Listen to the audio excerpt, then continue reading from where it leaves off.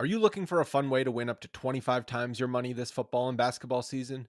Test your skills on Prize Picks, the most exciting way to play daily fantasy sports. Just select two or more players, pick more or less on their projections for a wide variety of stats, and place your entry. It's as easy as that. If you have the skills, you can turn $10 into $250 with just a few taps. Easy gameplay, quick withdrawals, and injury insurance on your picks are what makes Prize Picks the #1 daily fantasy sports app. Ready to test your skills? Join the PrizePicks community of more than 7 million players who have already signed up. Right now, PrizePicks will match your first deposit up to $100. Just visit prizepicks.com/bluewire and use code BLUEWIRE. That's code BLUEWIRE at prizepicks.com/bluewire for a first deposit match of up to $100. PrizePicks, daily fantasy sports made easy. Today's episode is brought to you by Cars.com. With over 2 million vehicles and 50,000 more added every day, Cars.com will match you with the perfect car for you, your budget, your life, your style. And if you're ready to say goodbye to your current car, Cars.com will get you an instant offer to cash it in. Just start by entering your license plate and get matched with a local dealer who will write you the check. So whether you're looking to buy or sell, just go to Cars.com. It's magical. Hi, friends. Welcome to Mavs Moneyball After Dark. You're joining Kirk Henderson and Josh Bowe. It's about 9 o'clock on February 5th. You can hear Josh there cackling in the background. By the time this goes up, this is not news. This is just not news. The Dallas Mavericks traded for Kyrie Irving. Why Josh is laughing is because we spent part of the afternoon together at Mavs Moneyball fellow editor Doyle Rader's baby shower. And while we're in the baby shower, the news breaks. Josh hadn't gotten there yet because it was, a pretty long affair and people are trickling in throughout the day. And I curse and I'm sitting there by myself. My friend David Naylor was with me and he showed me because I had my phone away. And then I go outside, and because it's like there's like 6 or 7 Mavs adjacent people there. And so I basically go outside and lean up against my car and let out a disgusted sigh. And a guy who's walking in is like, really nice guy, was like, "Hey, yeah, I recognized you earlier. You have to cover this, don't you?" And I'm like, "Yeah, God." And then I see Josh and I flash him a thumbs down symbol. And I think you thought I was being an asshole, which I was, but I didn't. You didn't look I at thought your you phone. were. Yeah, I didn't have my phone because I was looking at my phone because I was driving. So I thought when you did that thumbs down, I thought you were just making a joke like, "Oh, who let this guy in here?" Like something like that, Yeah. And then how many times did I ask, like, repeat it? Because I honestly thought You're like 5 times. You were like, no, really? No. I think I went through all 8 stages within 2 minutes. Our guy Johnny was the first person who had to talk to me after I saw the trade, and I just apparently uttered. I don't even remember saying this, but I apparently uttered, "Well, I have to go outside and cover the fucking Kyrie Irving trade," and because so I wrote some schlep from my phone, which now has like 20,000 views already on our site because people are just love this stuff, and here we are. So we're recording. Like I said, a little after 9, we've had time to process. We know the extent of the deal. To go over the extent of the deal again, the Dallas Mavericks sent Dorian Finney-Smith, Spencer Dinwiddie, an unprotected 2029 pick, and 2 future second-round picks, which are probably in the next 4 drafts, or 4 to 5 drafts, which is to be expected. They beat out the Los Angeles Lakers offer and the Los Angeles Clippers offer, each of which were much more laden on what do you want to call it? Picks, draft probably. process. Yeah, on picks. And the Nets want to keep Kevin Durant happy. Kevin Durant has an affinity for Dorian Finney-Smith, is according to Tim McMahon. So that was getting him was a bit of a steal for them, I think they believe. And they're still ready to cook because Kevin Durant, once he comes back from his injury, was playing at MVP level. And so they're still ready to do something in the West. And the Dallas Mavericks are here now. And the takes are far and wide. I recorded the 90-minute show. By the way, guys, we've recorded a ton of podcasts this weekend, probably like 6 over like 2.5 days. Really appreciate it if you do go listen to them. All of them are different because 2 of them are about the Golden State Warriors game. 1 was about the Kyrie possibility. And then we have, we're going to have 3 up on Kyrie, and each is Each is a different deal, and the reactions are all over the place. I think my reaction is generally just worry. What's yours, Josh? It's a weird. It's like there's two parts of my brain battling this, or like my brain is battling two separate parts of it, because you can't talk about Kyrie without talking about, like, there's two very distinct aspects of it, of this, that make it risky. One of it is, basketball related and his availability on the floor, and then the other of it is, of course, the really ugly stuff that he promoted earlier in the season that got him suspended, that got the Anti-Defamation League to reject his donation after, which is pretty amazing. Places don't do that. Right. You, Kirk, I think you've worked for... I work for nonprofits. They don't give money back. Yeah. So that was pretty, that stuff is there. And there's, he has also done some good social work in the past. That's not to excuse everything, but he's a complicated dude. Yeah, but, that's the best way. Complicated. Yeah. And there's, we follow the Dallas Mavericks. We cover the Dallas Mavericks. I probably am not as much of a fan as I was 10 years ago, because when you do media for this long, and especially like, I used to go to some games and stuff like that. Like when you're actually like a media person, that part of you gets stamped out a little bit. I try to keep some of it because that's kind of like the fun part of our site. And like, that's kind of like the voice that I think makes our site unique. But it's kind of hard. So there's part of me that's just like, man, if you're, a lot of people watch basketball, a lot of people watch the Dallas Mavericks, a lot of different types of people. And you just kind of think about the last 5 years, and it's like two really large groups of people that could be Mavericks fans, women and Jewish people. Like if you're a Mavericks fan, like that's two groups that they could have permanently lost in a way, like, between the really awful sexual harassment and abuse scandal that the team went through, and Mark Cuban kind of got a slap on the wrist, and they kind of went on their way after that, and now this, and it's like, that's just a difficult thing for me to swallow. And I know that there's going to be people listening that are like, I just don't care, and I can't change people who think that. Sure. And I don't want to really fight with those people, because those people aren't going to change their mind over what I have to say. But it's just, personally, it's just a giant bummer that I have to cover this guy, and I have to deal with all this. And we both, we all know, like, Jewish people aren't like this crazy minority. We all know Jewish people. You're and Cuban and Brian Cuban.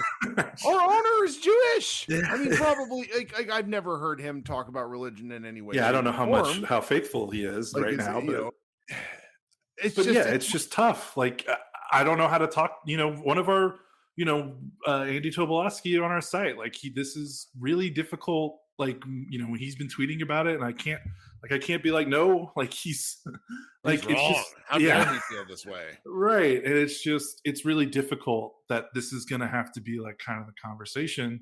And the reason why it is like, this isn't to say like we wouldn't give Kyrie a second chance, in terms of like, he just hasn't shown any genuine remorse or any of it. And well, so you're just touching. Here's the funny part. I know, and I haven't even talked about all the other. You're touching on the most. It's been 75 days. Kyrie Irving is a drama machine. And when you're done talking, I want to read you something from Michael Pena, because this is. We keep going. Yeah, well, no, I'm kind of wrapping it up, but there's that part of it. And that part's tough. And that part's like not really going away until Kyrie makes it go away. Like, that's in his court. And as far as we know, he just recently shared social media posts like with Alex Jones. I don't think that part of him is ever going to go away. No. So that part's not changing. So it makes me be like, well, why do I need to give him a second chance if he doesn't really feel bad about it? So there's that part of it. And that's just always going to hang over him as long as he's in Dallas. And it's going to suck, and it's going to suck to see, boy, the difference going from New York media to Dallas media in terms of handling this kind of stuff. Like, I'm thinking about that. Like, I'm thinking about how the Dallas media handled the sexual harassment scandal, which we had a lot of criticism of the major media of how they handled that. Like, how are they going to handle Kyrie? Are they going to ask him appropriate questions? Like, I'm just all that stuff. That sucks. And it's not even talking about the basketball, which is what we're here to talk about. Which, like, the basketball could be really good. Yeah, but then the other half of it is like, okay, take all that away, which I'm not trying to handle it. I'm just saying, if you can somehow segment that and put it in its own corner, like, we're talking about a guy that this is his Cleveland, Boston. This is his fourth team now in however many, basically like 7 years or so. He's run out his welcome each time, and he's basically like guard Kristaps Porzingis in terms of his injury history and his availability to be on the floor. So like, now that's another part of it where it's like, okay, just, you're not even talking about his off the court like issues and distractions. Now you're just talking about, can this guy even stay on the floor and play? Cause he's like a really big injury concern, and there's all this, and then, that's another part of it. And it's just like, you have to dig through so many of these layers. And at the end of it, it's of course, wow, this is like one of the most talented players in the league, but it's just covered up by all of this stuff that sucks. And it's like, well, and here's the thing. He's covered it. It's been covered up for a long time. He has not mattered for a long time. So I'm just going to read you a piece from our part of Michael Pena, who is a former Celtics guy and clearly just like had his fill of Kyrie shit. Like, this is not an unbiased piece. Yeah. And I'm quoting here. The Mavericks finally made the Faustian bargain that was induced by several foolish decisions from their recent past. With Doncic still only 23, it came a lot quicker than they probably hoped it would. 4 days before this year's trade deadline, Dallas gave in. Time and again, Irving has shown what he is, an amazing talent who's more erratic than effective. His employer is perpetually one bad day from an overwhelming nightmare. Irving will demand a trade, not show up to work, threaten surgery, or sleepwalk through an important game. His effort wanes, his engagement fluctuates, he's temperamental at the worst possible moment. There are several people who will look at this trade and think, wow, Dallas now has 2 all-star starters? Super team? These people are very confused. Irving's production does not align with his aesthetic. He's only made 3 All-NBA teams in his career, and he has not gotten out of the second round since 2017. That was a long time ago. He's now a couple of months from his 31st birthday and would reportedly be demanding a 4-year max contract that no rational person would think is a good idea. And this is what I've run into, because I do these live shows and I'm very engaged on social media.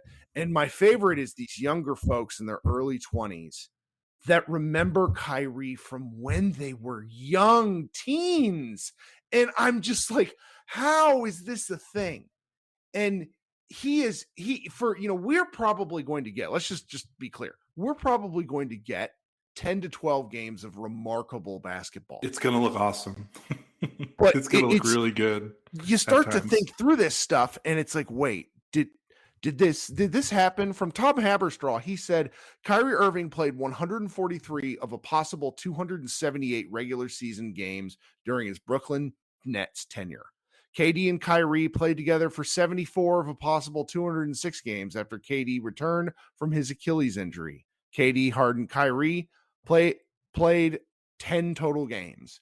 KD, Kyrie Simmons played 24 games. This is like everybody who's excited in the short term. This, like, Mark Stein nailed it with his piece that you should go subscribe to his Substack. I'm not going to read you very much of his piece because it's long. He simply wrote this, that I'm going to be thinking about this for a while. This has to work from the Mavericks perspective. There's no more fucking around, guys. Yeah. The error of the big move. Okay, oh yeah, you might think, oh, the Mavericks get some of their pieces back. They sent off a 2029 piece. That doesn't matter. They'll be able to move something immediately after this draft. The only contracts who are left with the team are what we all universally agree are either rookie scale, Jaden Hardy and Josh Green, or bad contracts and Luka Doncic. That is it. You are not getting positive value. You have to send money out to get players back. This was the big move. This is it. Maybe I'm wrong. I hope I'm wrong. But they I'm have enough sure draft this is picks the that big move. they could maybe make maybe depending on what they depending on what happens. You still have your two young chips, blue chips, if you want to call them that, with Josh Green and Jaden Hardy. You still have the ability to trade what they can probably trade two. Like once this draft is over, they can trade 2025 and 2027. I don't know if they can trade anymore. I don't know how that works. They can do pick swaps. So they still have 2 picks, and at least 2 picks, 2 young players that, judging by what reporters were talking about, apparently Josh Green is respected across the league as like a young prospect kind of guy that you would include in one of these deals. But you're right. Now, they're running out of like productive players that make money because, Maxey makes some money, but THJ is not a sought after player, and Davis Bertans is not a sought after player, and those are their guys left that makes significant amount of money. Reggie Bullock, maybe he's got a kind of desirable contract, but they would have to trade it like at this deadline or like at the draft, because that's when he become because I think he's only guaranteed $5 million next year, so he could look pretty nice as either a role player for a contender or another kind of way for a team to shed some salary in a deal. So, I mean, there is a chance that they could make another big move just because of the pick situation. So we'll see. But you're right. Dinwiddie and Dorian were probably their 2 best like contracts to move. They turned Dinwiddie into a positive, overpaid. Right? They turned Dinwiddie into positive value, which is amazing. Yes. Yeah. And I think the thing that sucks is like the thing that makes me so weird about this trade is like I want to talk about what you like that stuff. Like I want to talk about like him staying on the floor, basketball fit, the stuff like, showing up to practice, the threat, the knee surgery stuff. Like I want to talk about that because that's kind of like standard distressed star stuff. And let's be honest, the Mavericks asset situation, they were going to have to trade for someone that wasn't like going to have 100% of his shine, like, because you think about all the other teams in the NBA, like think about Pascal Siakam, who doesn't really have a blemish so far on his career, a great, in his prime, exactly what you want from the modern NBA. Like he's on the cusp of making an all NBA team. He's got that type of talent. Like that's the type of guy that like every team is going to want. And when you think about the Mavericks trying to get like, can the Mavericks trade for him? Well, it's like, well, they can, when the draft is up, they can trade all these picks. And it's like, yeah, guess what? A lot of other teams can trade a lot of picks, not only their picks, but the picks they've gotten from other teams, because guess what? Other teams trade for draft picks. Like it's like, this isn't just like a Mavericks thing where no one has other teams draft. Like other teams and contenders have multiple draft picks that aren't their own. So, and they have young players that are a little bit better, and they have a more depth. Like the Memphis Grizzlies could easily outbid the Mavericks in a deal for a star if there was a bidding war. The Oklahoma City Thunder could beat literally every team in the NBA on a deal with their young talent and their picks. So the thought is like when we talked about the Mavericks making that move for the next All-Star, there was no way they were going to get the guy that's like, wow, there's no drawbacks to this guy. They were always going to have to trade for someone that's like, well, I don't know, because they were going to have to trade for someone that other teams weren't going to meet, weren't going to go there. You know what I mean? Mm-hmm. And it's just unfortunate that the one that they picked is the one that recently spread, misinformation about like the Holocaust not existing and Adolf Hitler quotes. And I'm just like, why couldn't it have just been like Zach LaVine with his injured knee and like maybe he's like a little bit of a prima donna, Like why does it have to be this guy specifically? But that's kind of why the Mavericks had to make the move though, right? Like just because of where they're at as an organization. They were always going to have to trade for someone like Kyrie in terms of This is advertiser content brought to you by Frito-Lay. Hello, I'm Chip Murphy, here to get you ready for the big tournament. Tonight we'll break down who will be cutting. Cut! What are you two doing? Sorry, Chip. Prez here got his feathers ruffled when I told him Ruffles has 0 chance of winning the title. And I was letting Dip know that she is not taking into account Ruffles' iconic ridges. Guys, it's March. We have to start talking about the tournament. We are. It is the 2023 Frito-Lay Snack It. We're talking about big-time matchups between Cheetos, Smart Food, Lay's, Sun Chips, and more. Just head to the Frito-Lay Snack Bracket and vote for your favorite chip, pretzel, or dip for a chance to win up to $1,000 or a year's worth of snacks. This sounds great. Keep up the good work.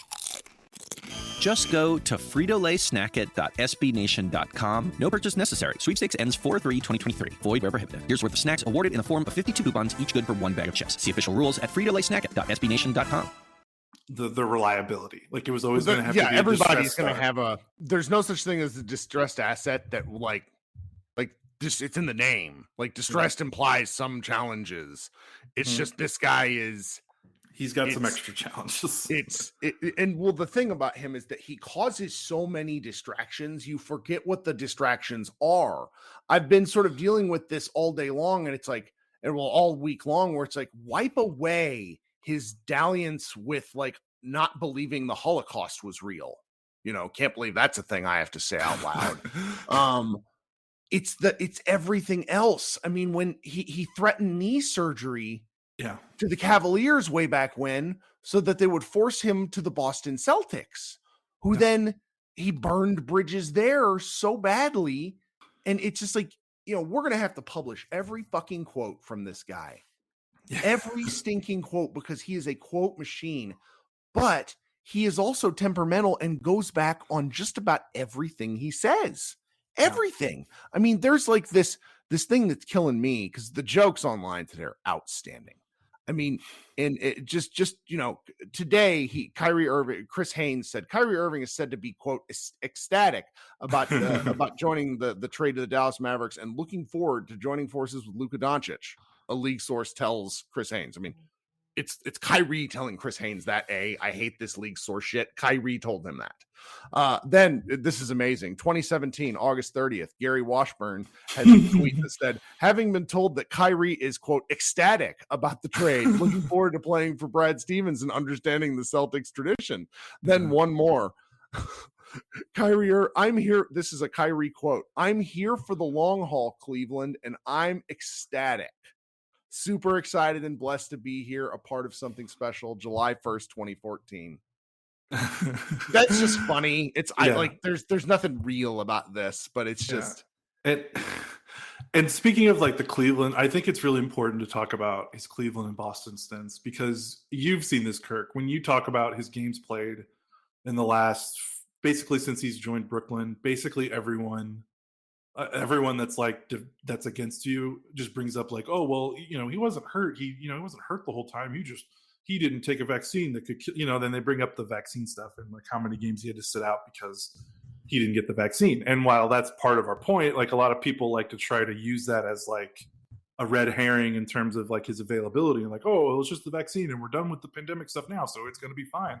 And it's like, guys, before the pandemic started, which is basically every season he's played up until his last season in Boston, 2018, 2019, he's only hit the 70 game marker. He only hit the 70 game mark 3 times in 1, 2, 3, 4, 5, 6, 7, 8 seasons. He hit 70 games 3 times. In Boston, he was 60 and 67 games. And he's played. a weird dude too, because his injuries aren't like KP's were systemic from how he played, his height, his build. Yeah, Kyrie has weird injuries.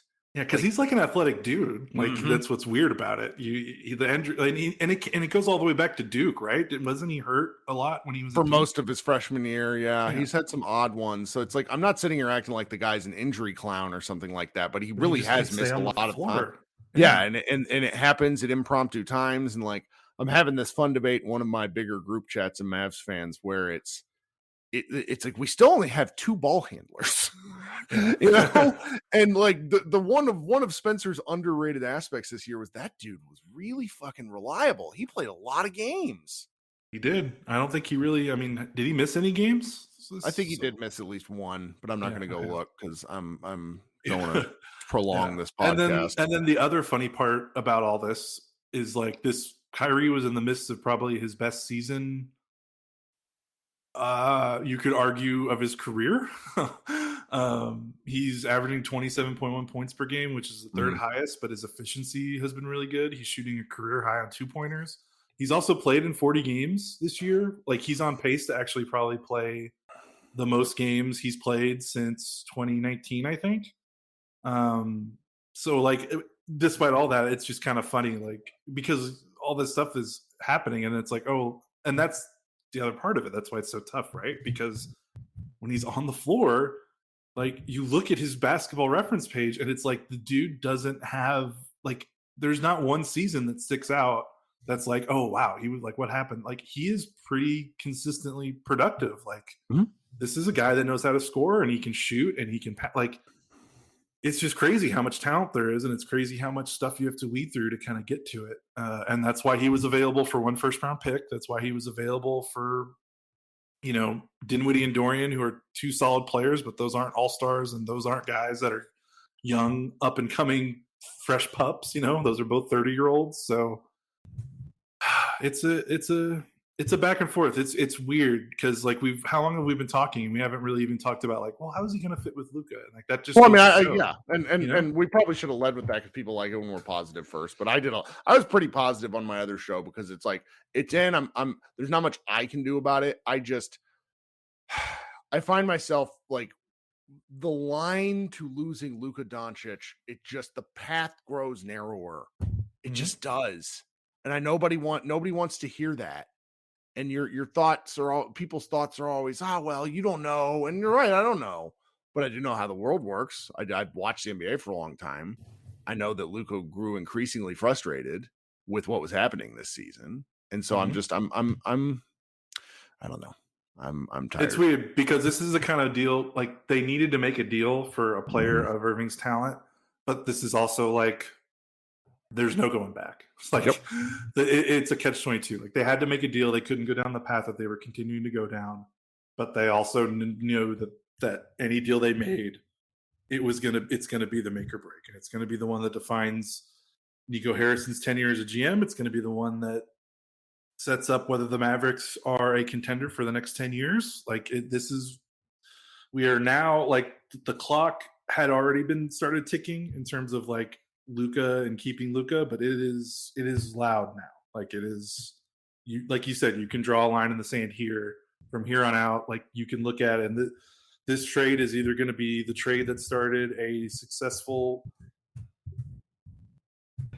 a successful kind of second wave of Luka's Mavericks tenure as successful in keeping him here for the long term, or this is going to be the day you look back on and go, oh, well, this is where it all started to go to hell in a handbasket. So, and we don't know.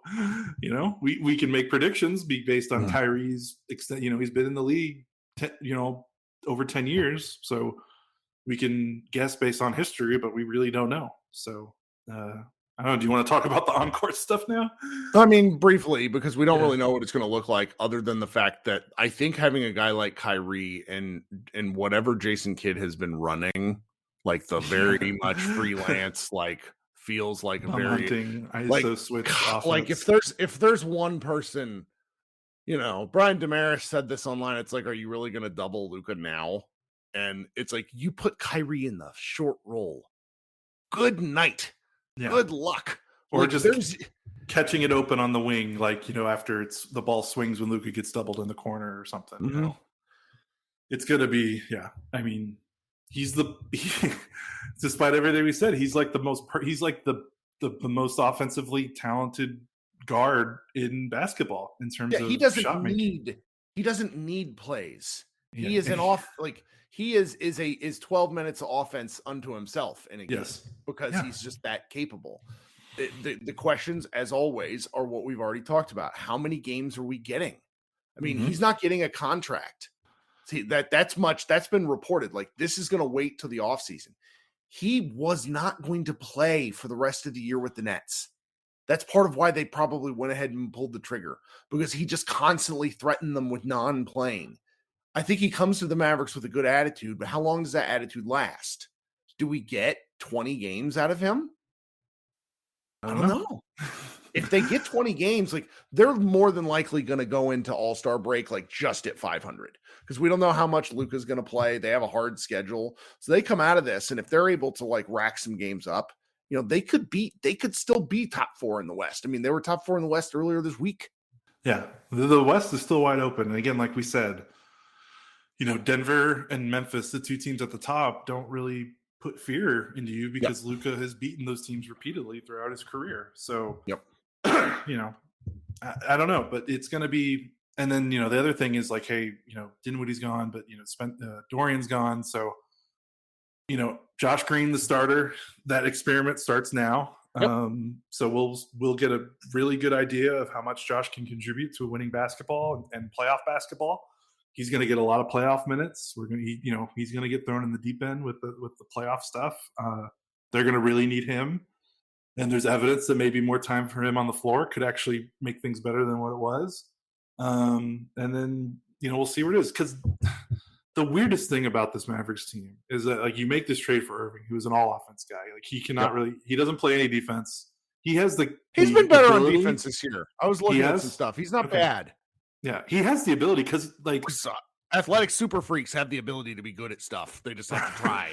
Right. Like I think the thing that is going to surprise, if you're a Mavericks fan that doesn't get to watch a lot of other basketball because it's really hard to watch 82 games of your own team. Yep. Probably the most surprising thing you're going to see when you see Kyrie on the floor is like, wow, he's actually like big. Like he's not huge in terms like he's he's about like 6'2", 6'3", but he's long and he's sturdy. Yeah. And next to Jaden Hardy is what I'm really looking forward to. Yeah. Everybody tells me Jaden Hardy's 6'4", and I'm like, if Kyrie Irving's bigger than this guy, I'm going to be mad at all y'all. Yeah.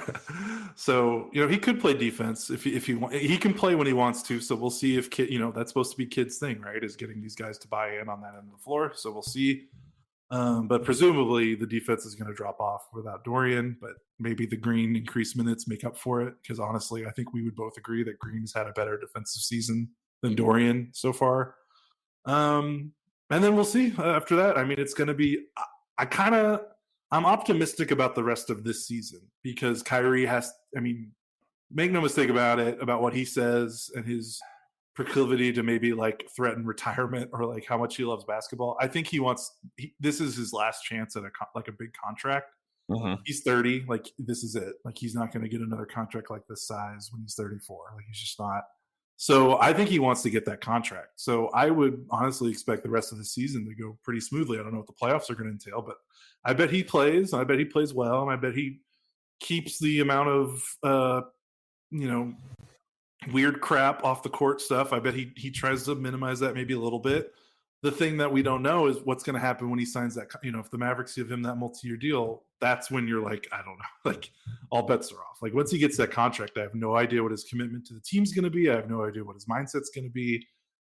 But if I'm looking at a glass half full take, I honestly think the rest of the season will go by relatively normal for Kyrie standards in terms of like incidents. So I don't know. That's just kind of how I feel about it right now. But I don't know what's going to happen when he signs that contract. Like, I'm looking forward to it. The sooner him and Luka are on the floor together, the sooner we feel better about this. I mean, that's right. Where that starts Wednesday, hopefully.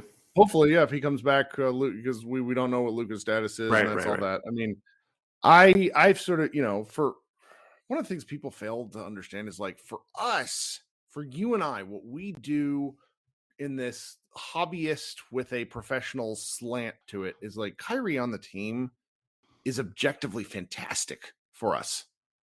We became like the second site in our team traffic for what SB Nation does because of this stuff.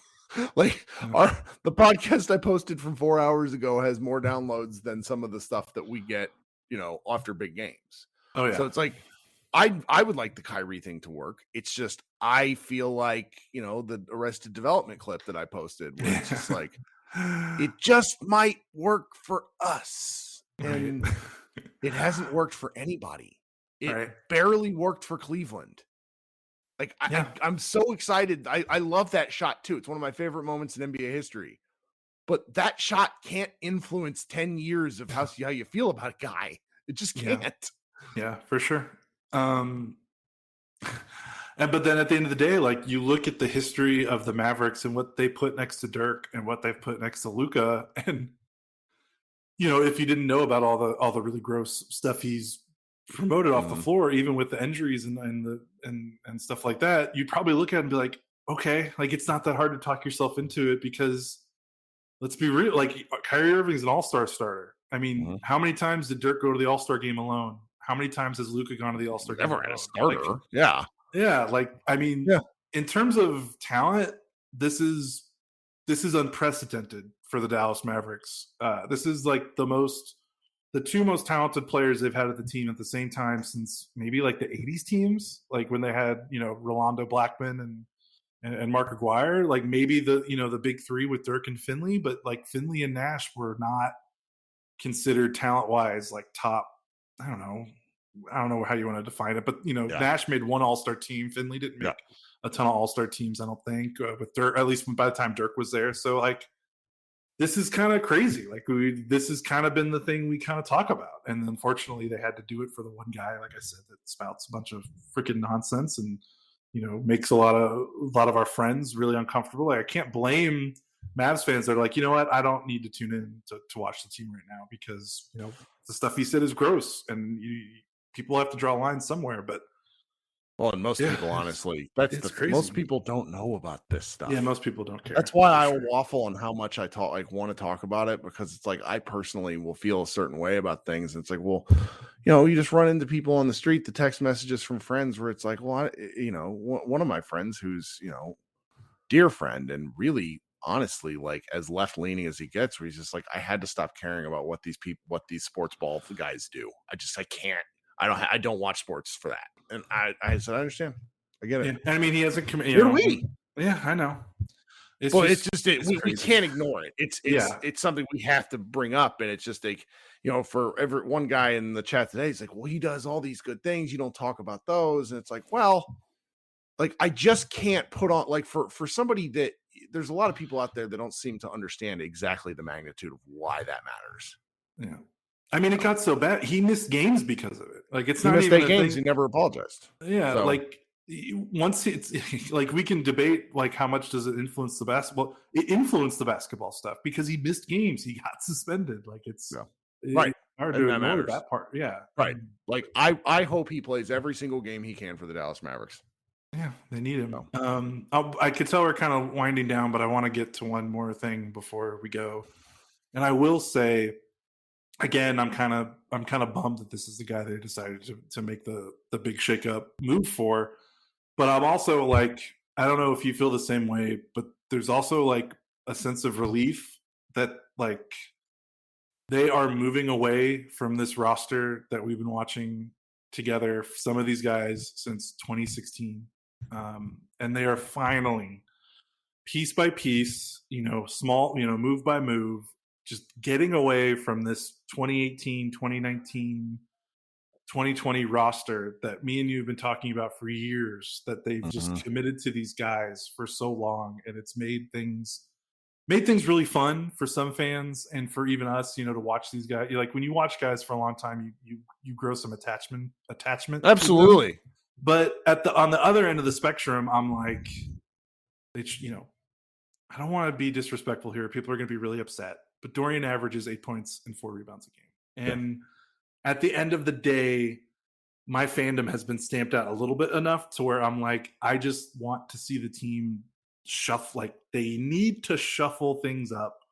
Like, and they need to do something to get this going in a different direction. And like, the staleness was setting in for me. It has nothing to do with the guys. It has nothing to do with what incredible development stories that they are. But it's just one of those things where it's like, we talked about it, like Dorian was on a path of being like top 8 in all time in Mavericks games played. And I'm just like I love Dorian as a person and what he's done with this team. But there has, like, if you want to be serious about winning, like, you have to start making these kind of tough decisions, and you have to start changing things up when they're not working. And that part of me is like really relieved, like, because you think about, like, they got rid of KP, they traded, they've traded Dorian, they traded Delon, they kind of got through some of these guys and we're like, okay, that's kind of what you need to do. And, Next up is maybe Tim Hardaway Jr. Dwight Powell's on expiring. We'll see where he goes. But like, I'm glad that they're not, and that the new regime, even though it's still Cuban calling all shots, is just not in love with the roster. And it also made for like talking about the team. It made talking about the team really hard because it created these battle lines between the fan base, between the media, between the people that work for the team, where it got really ugly because it's like, I don't want to trade Dorian because I think he's a bum. I just think that they need to get better. And, they've tapped him out and he's 30 and it's time to move on. Yep. And then you say that and people respond to you with like, oh, you're a freaking hater. You hate these guys. You think these guys suck. And it's just like, I couldn't take that anymore. And I'm so glad that like, at least the conversation is shifting a little bit and the roster's changing and we can start talking about this team in a different way. It's definitely, and we've been clamoring for that, so there's an element of that certainly there. I will say shouts to Mark Cuban for once again proving where there is smoke, there is fire. Maybe next time don't react like, I have the vapors you're suggesting we make, and then like pull off for the second straight trade deadline, I might add, a blockbuster trade. So. Yeah. Well, come to Mavs Moneyball. We're going to have a whole host of opinions and thoughts. Lord knows. We have a whole bunch of stuff that people are thinking about. Gosh, I need to publish some of this stuff. And we've got like 8 pieces written by our staff, like it feels like in the hopper. Yep. Okay, this has been fun and weird and ridiculous. All right, we will talk soon. This has been Kirk Henderson and Josh Bowe at Mavs Moneyball. Please check out all of our site and check out the various podcasts over the last several days. There's a lot of stuff going on, and we will talk with you a little bit later in the week. Bye, guys.